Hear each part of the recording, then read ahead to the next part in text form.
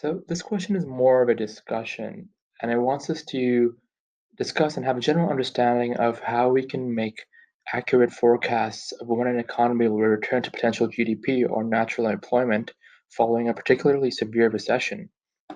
The causes of a recession and its severity affects the accuracy of forecasts of when the economy would return to potential GDP because recessions can either be caused by a shift in aggregate demand or shifts in aggregate supply.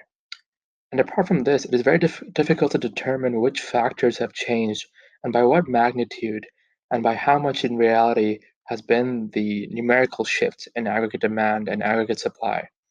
This ever-present difficulty in accurate prediction will make it more complex and burdensome to predict when the recession will come to an end and when the economy will climb back to its potential level, if at all.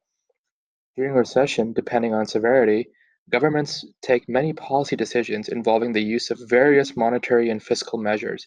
But here as well, it's very difficult to predict with accuracy the impact of these measures on the economic condition of the country and whether or not they were actually useful at all.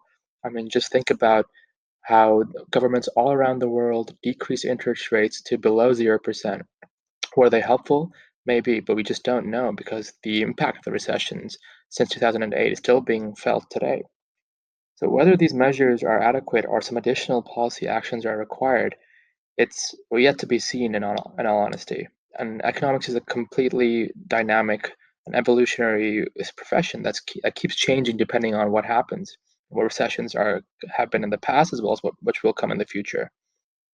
And as it is difficult to assess when these actions will start showing their results, it affects the accuracy of the forecasts of when the economy will return to potential real GDP. The one thing we know for sure is that the more severe the recession, the more difficult it will be to forecast when they will return to potential GDP.